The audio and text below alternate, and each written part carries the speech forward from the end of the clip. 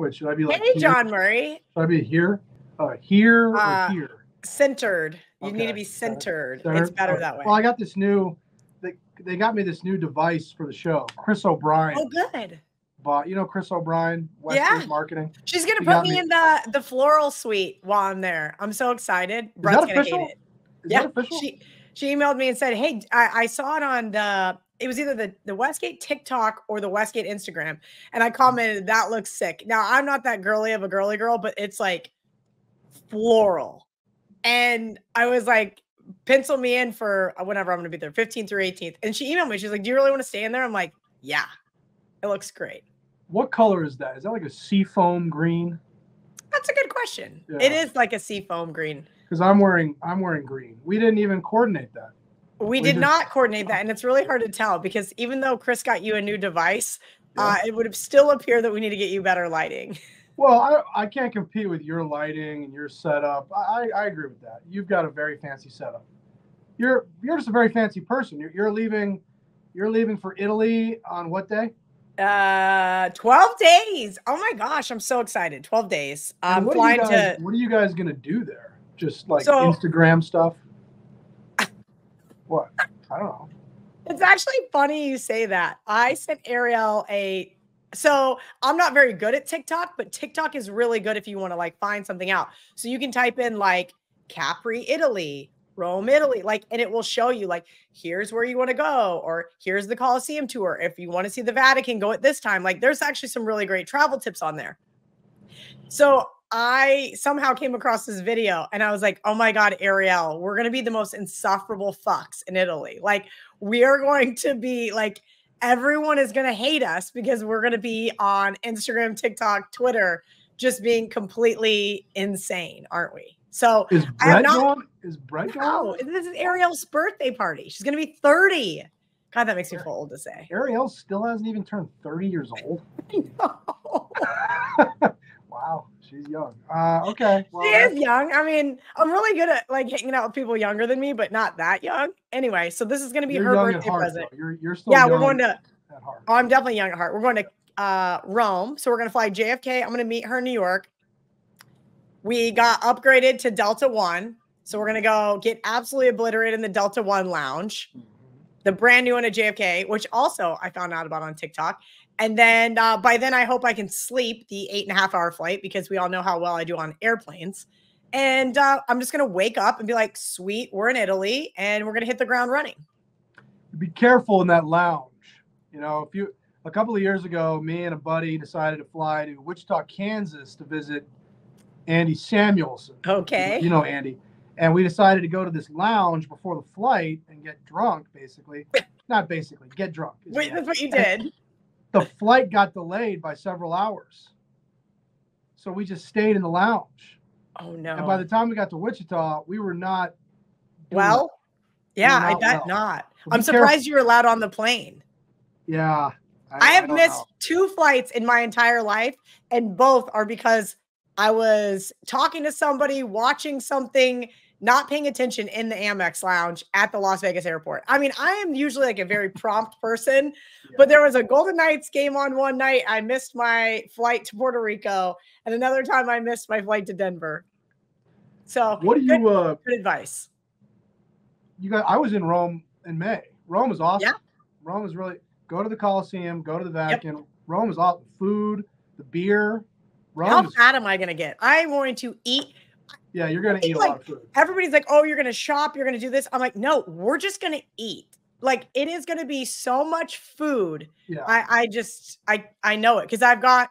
So here's the thing. Like you said, we're going to go to the Colosseum, of course. We're going to go to the Vatican, of course. But like, I have full on like neighborhood breakdowns from TikTok of you got to get gelato here. Go get an Aperol Spritz here. Get the, and I'm going to say it wrong, but it's basically like the pasta that's like caco and pepe or whatever. Get that there. Get the carbonara here. Like, it's bad.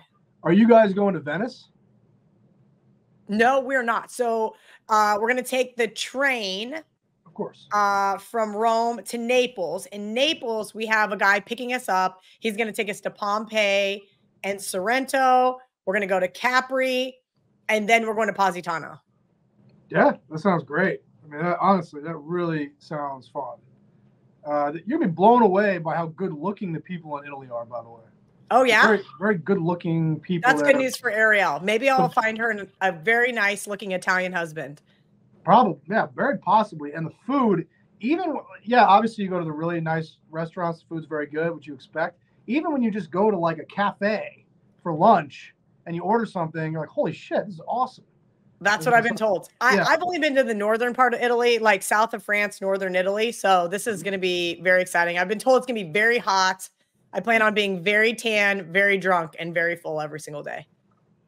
I'm excited for you guys. I love Ariel. Let's do, what do you want to talk about first? Okay, I got a few. It's obviously slow, but they wanted us to do a show. We're what, 2 weeks from 10 days from All-Star break, something like that. Yeah. What do you want me to talk about first? Do you want me to talk about, I was at UFC 303 on Saturday.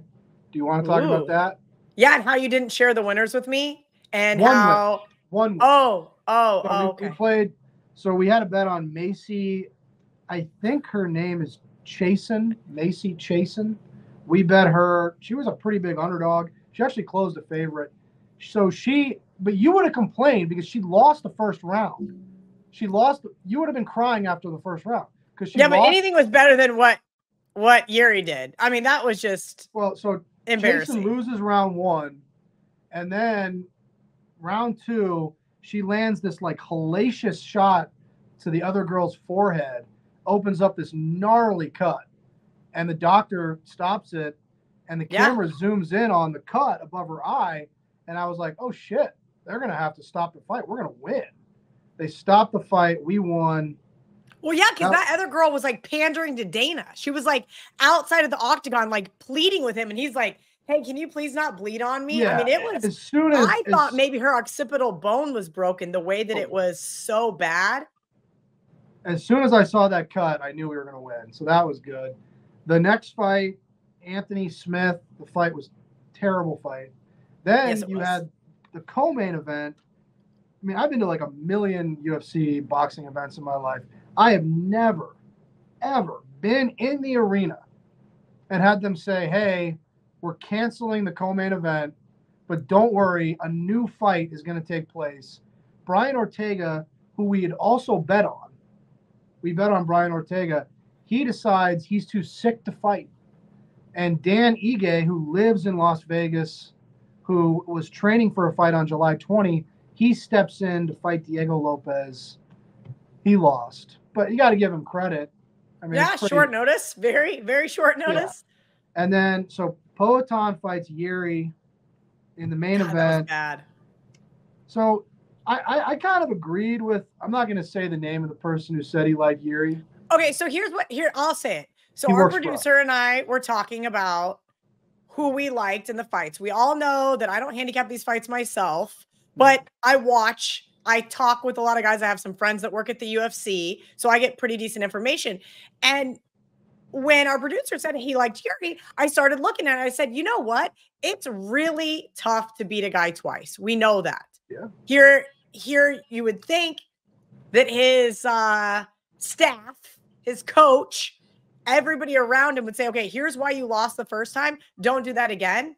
And that's exactly what he did again. It didn't work the first time. Why do you think it was going to work the second? I thought Yuri was a live dog.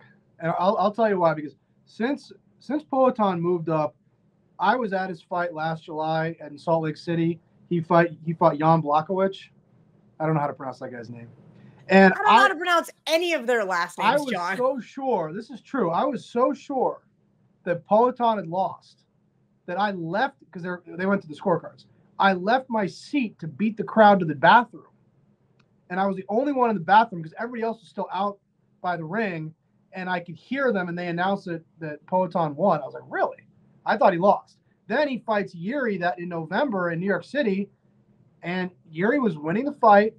Poatan landed a big shot, and it was, I thought, a very early stoppage. So as invincible as this guy looks, I thought he lost his fight last July, to be honest with you. He was very close.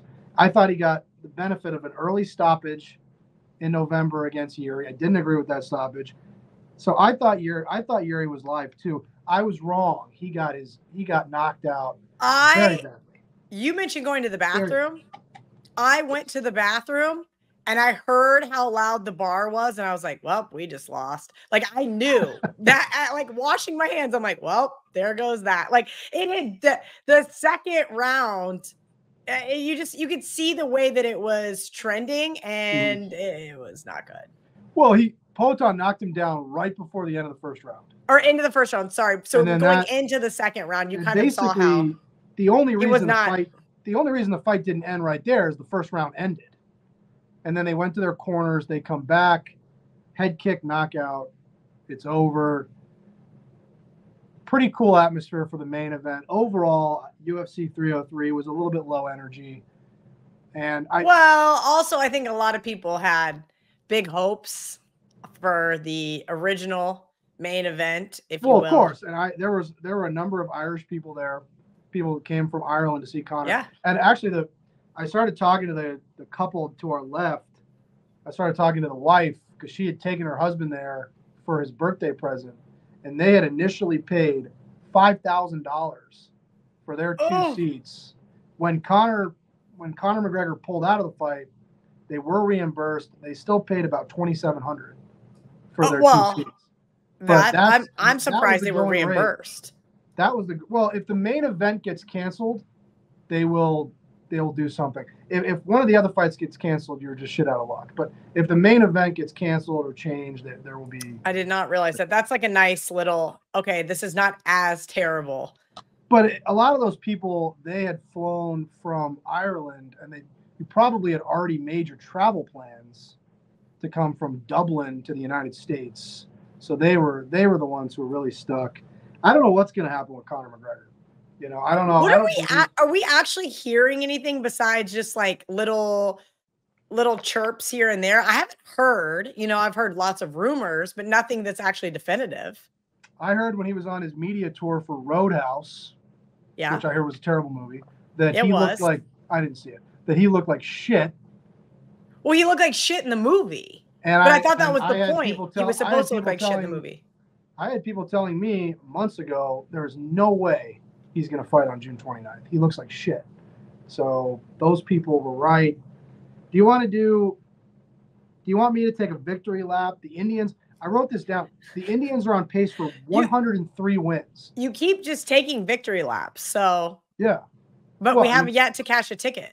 I have them plus 340 to win their division. So right now I'm cruising. I noted that. It looks like Minnesota is starting to play better. Minnesota passed Kansas City. They're in second. They're 6 So right now deep. I'm just on cruise control. I'm not celebrating yet, but I feel like I'm in a good position. Plus 340. I mean, Minnesota was the favorite to win that division. Of course. So having a 6-game lead over them feels great. It's impressive that they've had the season they've had, considering that their Cy Young award-winning pitcher got hurt like the second game of the year. We did this on Outkick a couple weeks ago with Kevin Millar from the Boston Red Sox. He worked with our good friend Sammy P over at Nesson.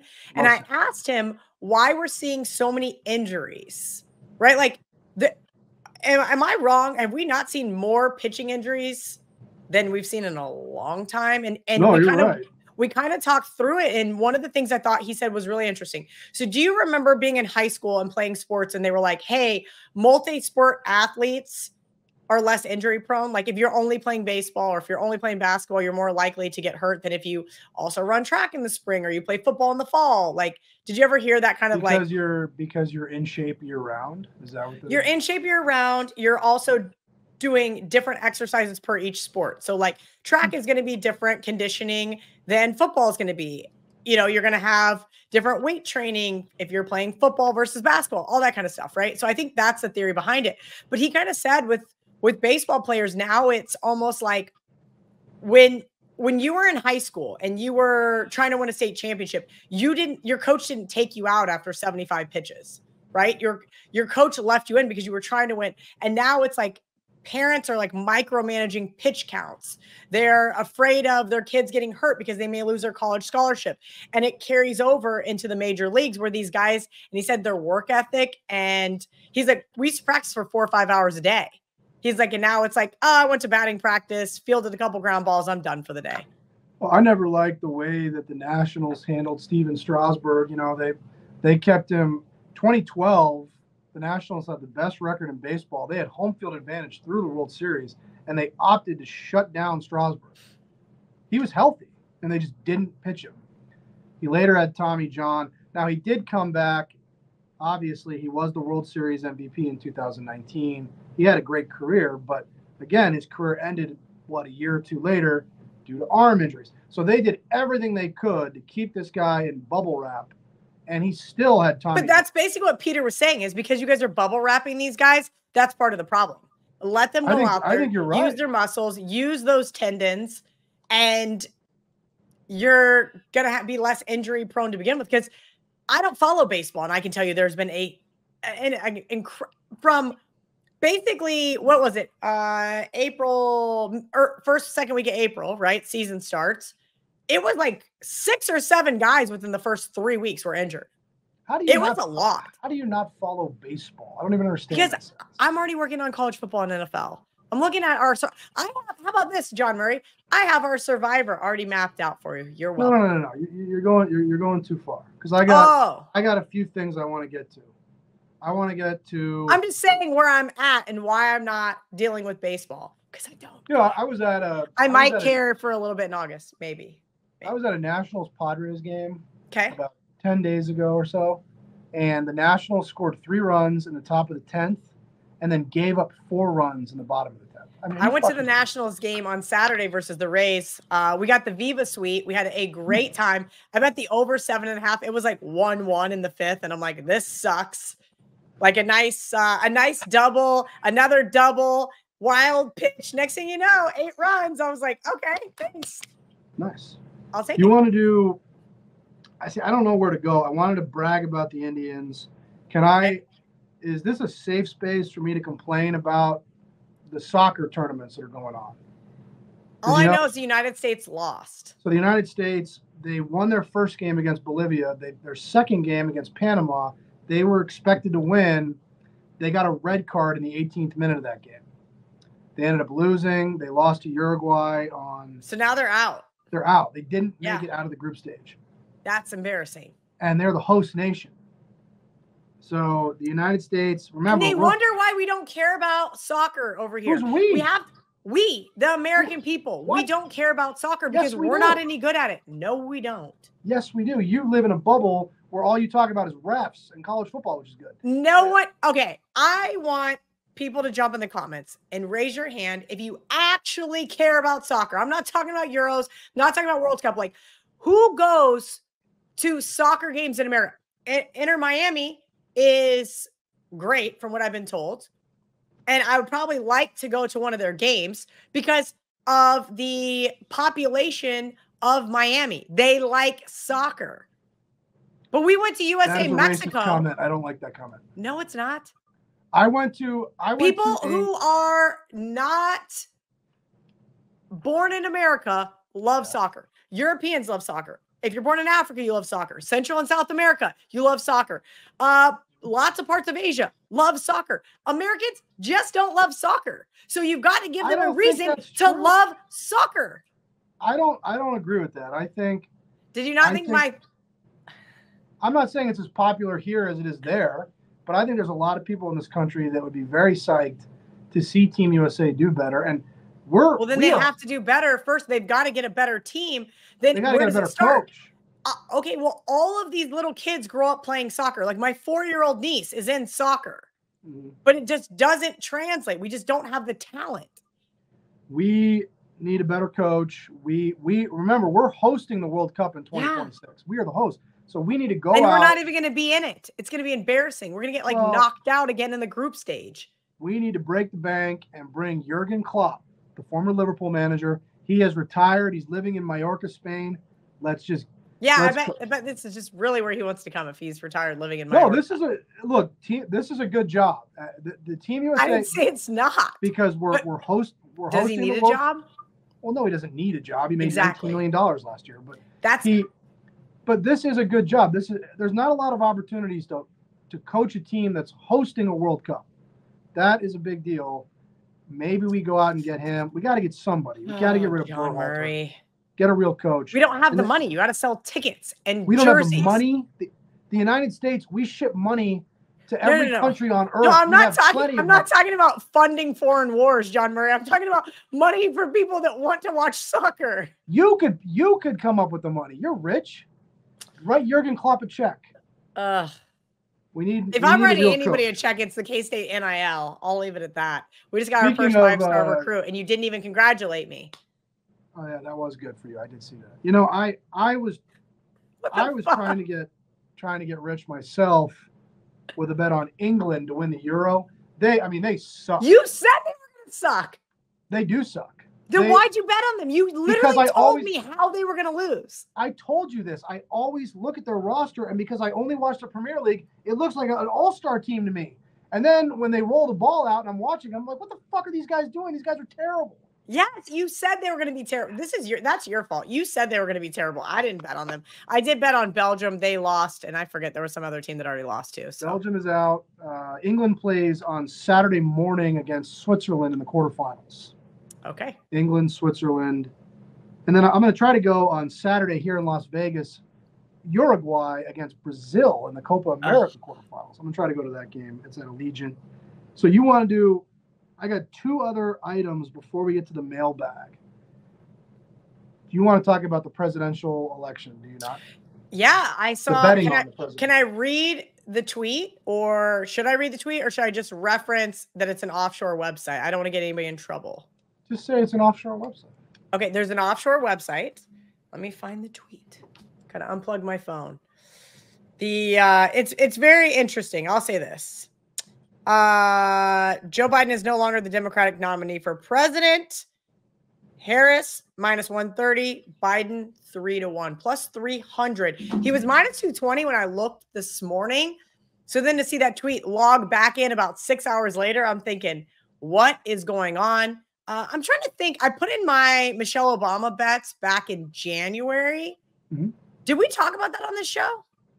Yeah, I think we did. I think you mentioned that you. I'm not saying I don't have like some great number, 25-1 and 12-1, but aren't they saying that Kamala Harris is going to be the nominee so that she can keep the war chest? Like, if all the money that's been donated, there's no way she's not going to win. Why not? Because people hate her more than anyone. Listen, if you just look at polling data, I'm not talking politics. I'm looking at polling data. Mm-hmm. No one has ever liked her.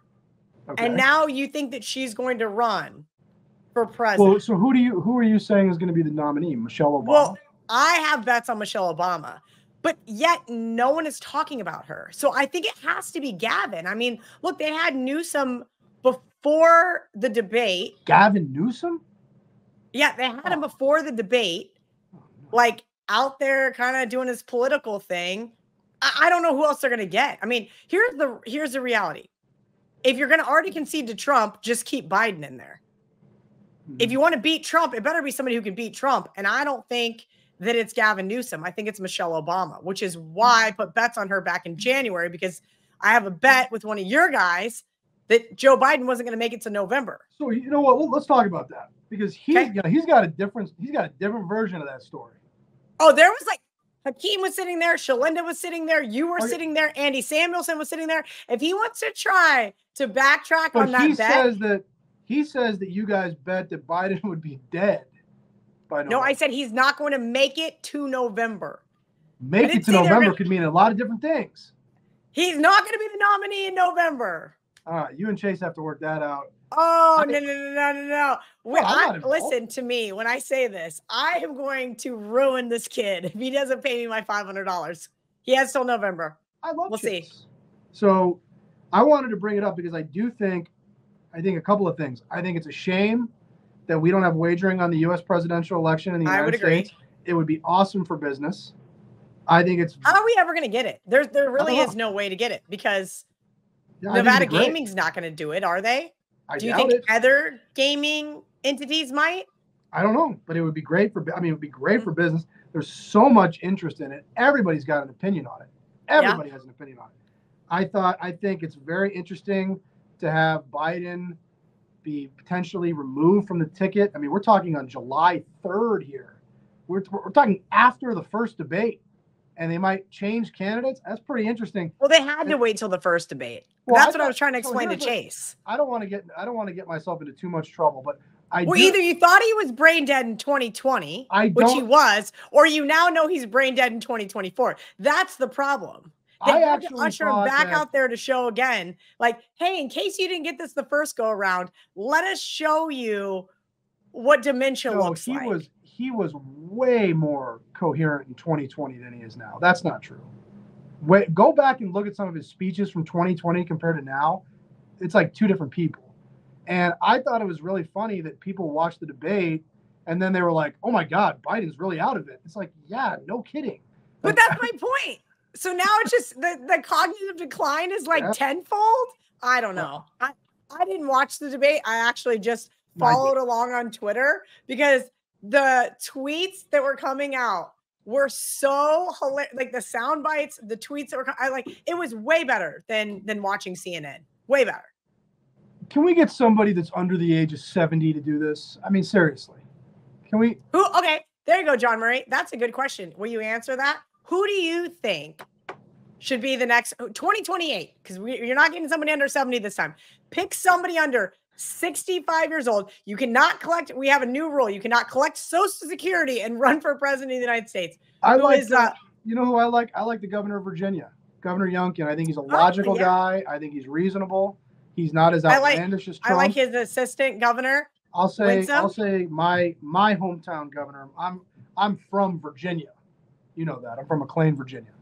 And Governor Youngkin. I'll say Governor Youngkin is my pick. So then I had one more rant before the mailbag. Not that I even really care. I don't know what side of the aisle you're on this one. I don't think we talked about this. Why are so many losers getting their panties in a bunch because the Lakers took LeBron's kid with like the last pick in the draft? We knew do that. Who cares? We literally wasn't that the whole reason why LeBron hasn't just rode off in the sunset with bazillions of dollars so he could play with his kid?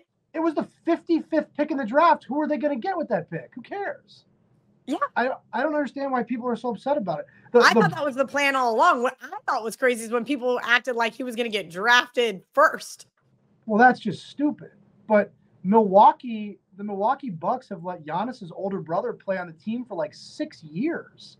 And he's not an NBA player, but they want to keep Giannis happy. I can tell you right now, if Victor Wembanyama has a little brother, the Spurs will make sure to keep him happy. It's not a perfect comparison because LeBron's in his career, but it's the 55th pick. Who cares? Like I thought, the haters out there that can't acknowledge that it's impressive that this guy was playing in the NBA when that kid was an infant, and now they're going to be teammates. That's pretty awesome. I mean, imagine like Magic Johnson, Michael Jordan, Larry Bird, Shaq.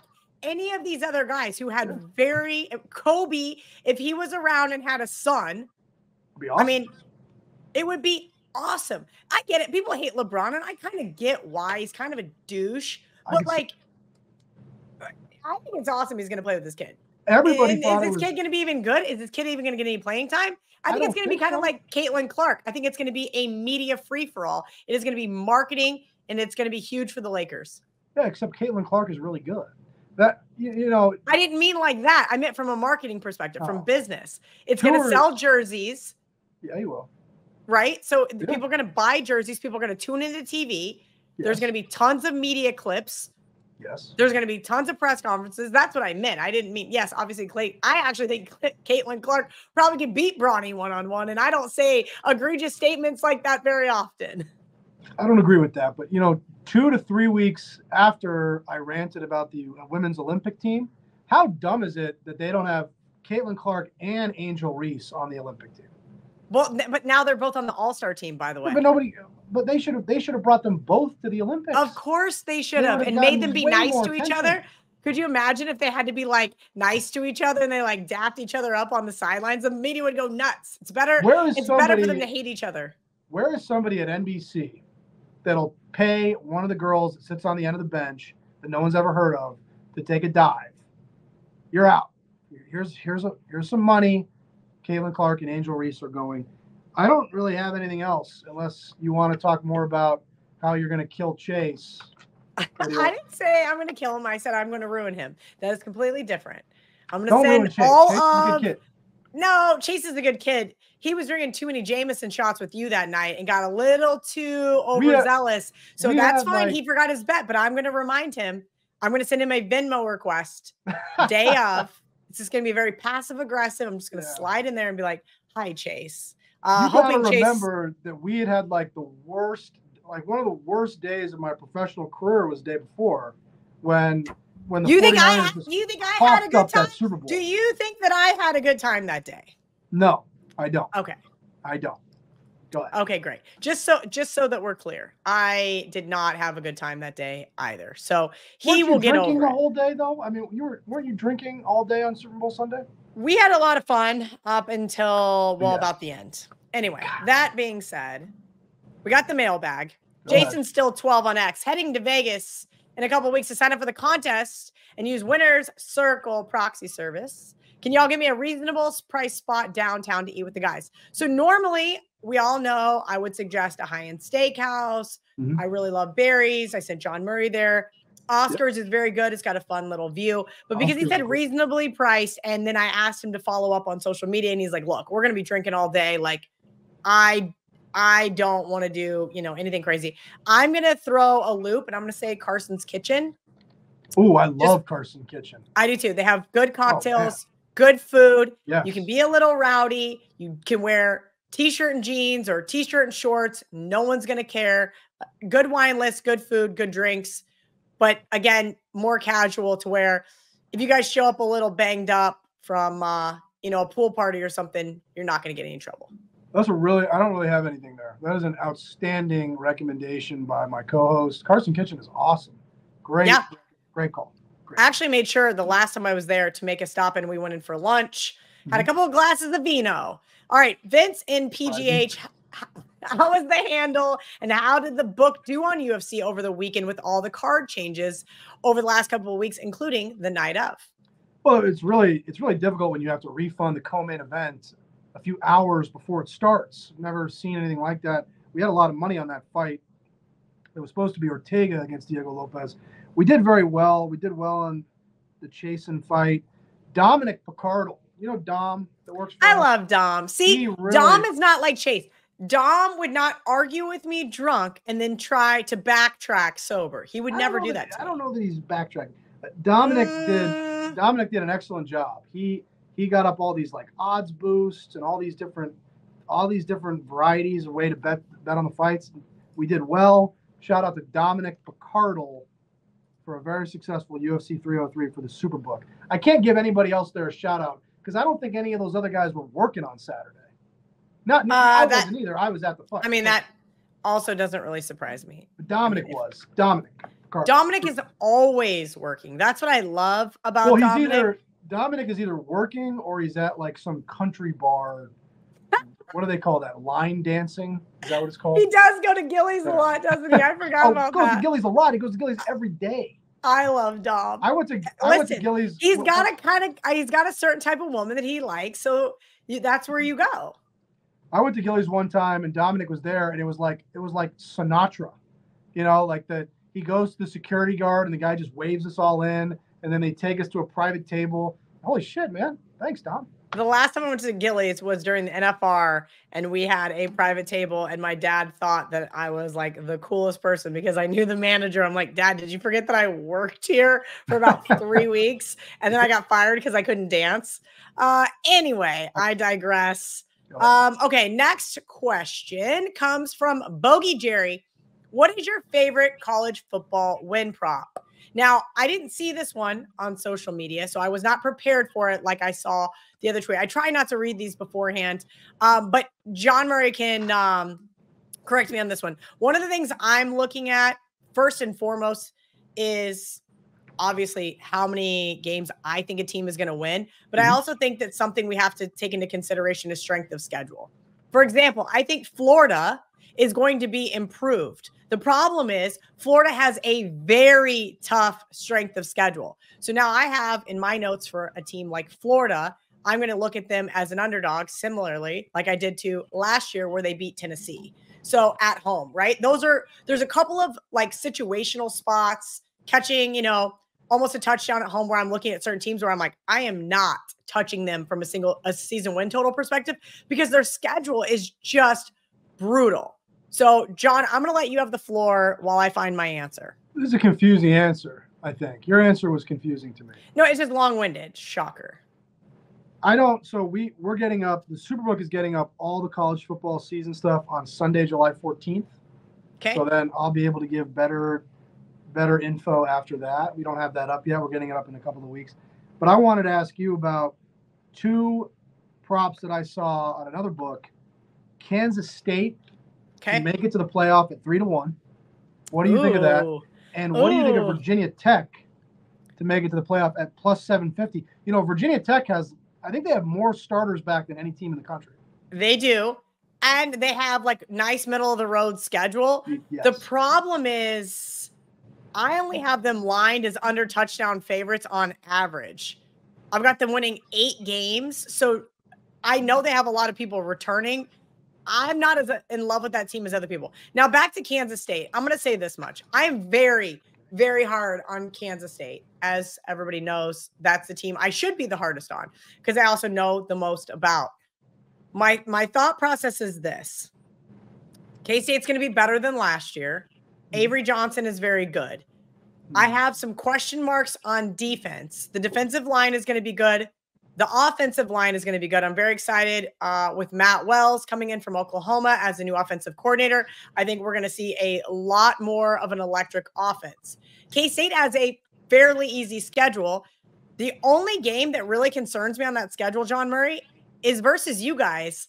They're only 4.5-point favorites in Morgantown. Where do you guys play Kansas? So here's the other problem. We play Colorado, West Virginia, then KU. So we have to go to Boulder, go to Morgantown, come back to Manhattan. So you get the Jayhawks in Manhattan. Kansas, yeah, but otherwise it'll be at Arrowhead. Kansas is pretty good this season too. So yeah, I think they're playing all their games at Arrowhead because they decided to knock down their stadium. That's right. Right. So instead of figuring out how to renovate like everybody else, it was such a piece of garbage that they were like too far gone. So now they're going to play neutral site games essentially. And look, I'm not saying Kansas. How do you really feel about KU is going to be over a touchdown underdog in Manhattan. They're going to be an underdog at West Virginia. TCU is going to be a coin flip. Iowa State's going to be a coin flip. I think they could lose last week of the year at Baylor. I think Dave Aranda's really, really, really on the hot seat. That doesn't mean Baylor's going to go over their season win total, though. Here's what we need to know that we don't know yet because it's the first year of this. 12 teams make it. Yes. Are they going to take 6 or 7 SEC teams and actually have the best 12? Or are they only going to take 3 SEC? It's a serious question. What are they going to do? I don't know. I think it's going to be really interesting. Yeah, we'll see. Anyway, July 14th. Apparently you have a mailbag question. First time, long time. Where are Kelly and Ariel Epstein going to Italy besides the standard Amalfi Coast Instagram photo shoot every girls does? That is where we're going, actually, because it was her birthday, so I let her choose. So are you guys gonna, like, I always see this, like the girls, they rent a yacht. Yacht's a big word. We're not renting a yacht. We have one of those little wooden boats that we're gonna take to Capri one day. Wow, that's gonna be cool. Yeah. And it's just you two guys going? Yeah. Be careful. We'll be fine. Okay. I've done first of all, Italy, I mean, the last time I was there, it was fine. It's going to be fine. I promise. Okay. I am overly cautious in certain scenarios. This is not one of those. I know that, but I know you two guys. You guys are you're gonna be drunk. Let me just say it. Yeah. Wait, what do you think? No, John, we're going to be sober. I know that, but then who's going to kind of look after you? Okay, we have a driver every day. Okay, that's good. We have a private tour guide for 3 of the days. Someone is going to realize within 12 hours if one of us or both of us are missing. Grandma got us those little noise things. I should have brought one in here. It's already packed in my suitcase, where it like pulls apart from your bag and it just starts going like berserk. It's already packed in your suitcase. You leave in 12 days. I've been packed for weeks. You got to plan outfits for Instagram spots, of course. All right. FR Forever 720 on Instagram says, is Kelly hosting any splash contests? I actually text those guys because I saw this as well to see when we were going to announce. Of course, they want to announce while I'm in Italy, which is not helpful. But I've been working on all my other stuff with Splash. I got to work on a couple other things, but we're going to definitely do a Survivor. I'm definitely going to do a college football pickaxe, which means against the spread. John Murray and I are a conventional Survivor or the loser Survivor? Definitely conventional Survivor, and you and I are TBD. We're still waiting to hear back from their software engineers. They're going to work on some things because it's college. It's college and not. Well, you want to do the loser for NFL, right? Yeah. Okay. Well, I want to do the other college football one, so I'm waiting to hear back. I will find out, but I'm thinking by August 1st, it'll be open and ready to go. B Liddell 15 on Instagram says, "What are the sharps betting 60 days from NFL kickoff?" So I had to look this up because I don't. You don't just wing it like I do? I just don't care. I mean, there's so many things I'm interested in right now. NFL is not one of them. They bet. So the first Thursday night, the game's really good. Baltimore at Kansas City, the AFC Championship game rematch. They played Kansas City -2.5, -110. So very specific, -2.5, -110. Right now we're at -2.5, -120, which would be a different bet. And then on Sunday, they played Pittsburgh +3, -110. Pittsburgh is at Atlanta. Atlanta was my team last season. I always bet a team. What a fucking misery that was. That coach, that quarterback, I never again. Never again. I'd like to revert back really quickly with the college football. One of our producers chimed in and said South Carolina under season wins. And he's a big South Carolina fan, so that should tell you something. But number 2, the reason why I haven't bet anything yet, and I think this is something worth noting, is did we see who got a DUI the other day? Oh, yes. Ollie Gordon. I do like Oklahoma State this year. I'm not saying they're going to go over their season win total, but right now it's kind of a slow time. We're all getting in a little bit of trouble. I'm not going to fault him for being a dumb college kid, and I doubt Gundy's going to keep him off the team, but we don't have all of the details yet. So I kind of like to wait to bet some of these, and I understand. I feel like there's 2 schools of thought. You bet them the day they come out, and you get in line, and you go to the back of the line, and John Murray says, all right, that's your max. You can bet it again, but you got to wait in line. And you go through that whole cycle, or you wait until all the information comes out. I know who the starting quarterback's going to be. I know somebody didn't tear an ACL in practice. I know this kid didn't get arrested, and so on. Right? That's kind of where I'm at. I'm on the latter side of things. Last question, John Murray. Yep. Grant_Tucker on Instagram says, Packers futures. Ooh, are they worth a look or no? Well, I think they are. See, I'm always. Kelly, we did our quarterback thing a few weeks ago. Kelly is very quick to anoint quarterbacks. She'll see a quarterback have half a good season. Now he's better than everybody. I like Jordan Love a lot, but I want to see him and CJ Stroud are the 2 guys. Second year, always sophomore slump. I want to see what happens when the defensive coordinators are going to have the full offseason to watch them. Kelly, you watch those guys for 1 season. You got them ahead of Josh Allen and Joe Burrow that have been great for 5 years. No, I do not. Yes, you do. You know that's not true. Stop it. I want to see. I like Jordan Love a lot. I do too. He shocked me with how good he was last season. And I know they have a young team, but that division, Minnesota is basically going to be awful. Season. Yes. But Chicago is much better. And there's no reason why Detroit won't. Okay, whoa. Time out. We're just going to assume Chicago is much better. Well, we haven't seen anything. Their win total is 9.5. Yeah, and I'm taking the under. Okay, that's fine. But if their win total is 9.5, and I'm betting against them week 1. Okay, and I think they're a trap against the Titans as 5-point favorites week 1 for Survivor because everybody's going to want to bet the Bears. on paper, the Bears look like they're a lot better. And there's really not much reason to expect anything but a good season from Detroit. I don't know why they wouldn't be good. I'm not saying I think Detroit. Green Bay's got their hands full in that division. That's my point. So I don't know. I think that they can win a game against the Lions and definitely a game against the Bears. I think second place is very feasible for this Packers team, and I think they might surprise you. But you're right. Anytime there's that second year defensive coordinators, plenty of tape on these guys. We've seen some regression. Saw it from Trevor Lawrence last year. CJ Stroud is in the media talking like he's Patrick Mahomes. I mean, I was very impressed with him last year. I mean, did you hear what I said to him on Super Bowl Row? I was like, CJ, and his agent looked at me like I was an idiot. I was like, thanks for winning me lots of money. We'll see. I mean, we'll see now. So now, last year, Stroud especially caught the league off guard. Yeah. Now everyone's expecting them to do well. They've got Stephon Diggs. He looked so good last season. And then that's why I like the Colts in that division. I think you said that as well. Too. I like the Colts, but that's how I feel about Green Bay. Now the whole thing's different now. Now everybody expects Jordan Love to play very well. They expect him to be in the playoffs. Let's see how he handles it. Fair point, John Murray. When are we going to do another show? I'll see you in August. That's what I was getting ready to say. Are we going to do a show? I'll be back the 26th of July. Okay. So somewhere that week. I'm going to Delmore on August 8th. Okay, well, there's about 10 days in between when I get back. So we'll do a show. We'll do a show before my Delmar trip on the camera, and then we'll do a live show on the 17th of August. Or the 15th. And then we're gonna play golf, right? It depends on the heat. People need you to commit to golf. I have a lot of people. Is John Murray? It's your fault. You live in the desert. The rest of us live in paradise. I'm not playing this weekend. It's too hot.